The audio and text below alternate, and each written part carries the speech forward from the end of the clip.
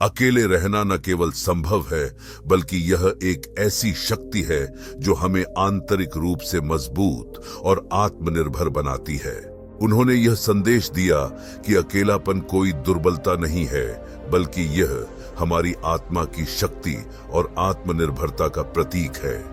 ध्यान और आत्मचिंतन संत ने शिष्यों को बताया कि नियमित ध्यान और आत्मचिंतन से व्यक्ति अपने अंदर की शक्तियों को पहचान सकता है। उन्होंने कहा, जब तुम अकेले होते हो, ध्यान और आत्मचिंतन संत ने शिष्यों को बताया कि नियमित ध्यान और आत्मचिंतन से व्यक्ति अपने अंदर की शक्तियों को पहचान सकता है। उन्होंने कहा, जब तुम अकेले होते हो, सच्चे आत्मा के साथ संपर्क में लाता है, जिससे तुम अपने जीवन के उद्देश्य को समझ सकते हो।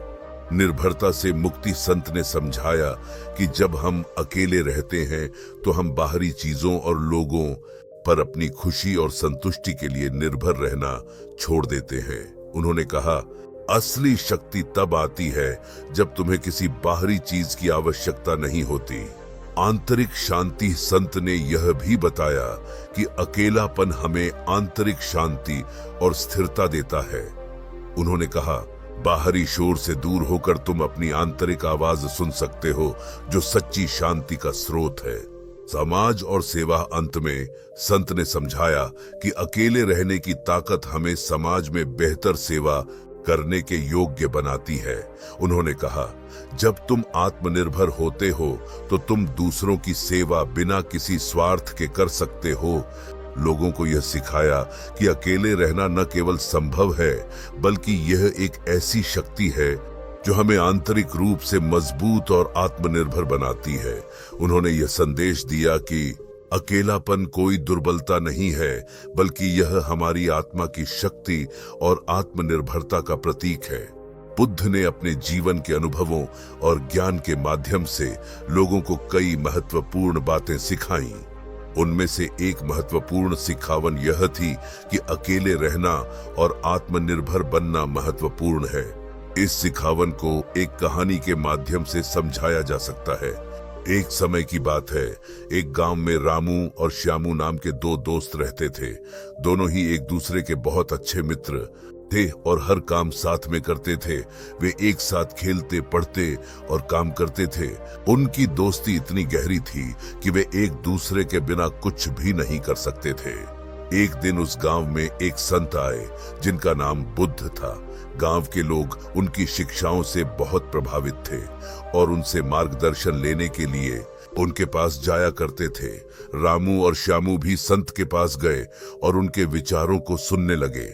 बुद्ध ने अपने प्रवचन में आत्मनिर्भरता और अकेले रहने की महत्ता पर जोर दिया। उन्होंने कहा, अगर आप अपनी वैल्यू बढ़ाना चाहते हैं तो आपको अकेले रहने की आदत डालनी होगी। खुद पर निर्भर होना सीखें और अपनी क्षमताओं पर विश्वास करें। रामू ने बुद्ध की बातों को गहराई से सुना और उन्हें अपने जीवन में लागू करने का निर्णय लिया। उसने श्यामू से कहा, मित्र, हमें बुद्ध की सिखावन पर अमल करना चाहिए। मैं अब कुछ काम अकेले करने की कोशिश करूंगा। श्यामू को यह बात थोड़ी अजीब लगी, लेकिन उसने रामू की बात का सम्मान किया। श्यामू को रामू की दूरी से परेशानी होने लगी। वह हमेशा रामू पर निर्भर रहता था और अब अकेला महसूस करने लगा। लेकिन रामू ने उसे समझाया, श्यामू, अगर हम हमेशा एक दूसरे पर निर्भर रहेंगे तो हम अपनी क्षमताओं को कभी नहीं पहचान पाएंगे। हमें खुद को मजबूत बनाने की जरूरत है। समय के साथ रामू ने अकेले रहने और काम करने की आदत डाल ली। उसने अपने दम पर कई नई चीजें सीखी और गांव में उसकी वैल्यू बढ़ने लगी। लोग उसकी आत्मनिर्भरता और आत्मविश्वास की प्रशंसा करने लगे। श्यामू ने भी अंततः रामू की बात समझ ली।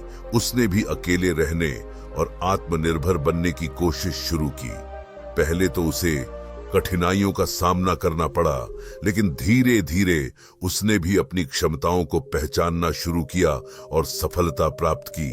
रामू और श्यामू की इस कहानी से हमें यह सीखने को मिलता है कि अकेले रहना और आत्मनिर्भर बनना बहुत महत्वपूर्ण है। जब हम अपनी क्षमताओं पर विश्वास करते हैं और खुद पर निर्भर होते हैं तो हमारी वैल्यू बढ़ती है। बुद्ध की यह सिखावन आज भी प्रासंगिक है और हमें प्रेरित करती है कि हम अपनी जिंदगी में आत्मनिर्भरता को अपनाएं। बुद्ध का यह संदेश हमें याद दिलाता है कि अपनी क्षमता और आत्मविश्वास पर भरोसा करना महत्वपूर्ण है। इस प्रकार रामू और श्यामू की कहानी से हमें आत्मनिर्भरता और अकेले रहने की महत्ता का महत्व समझ आता है।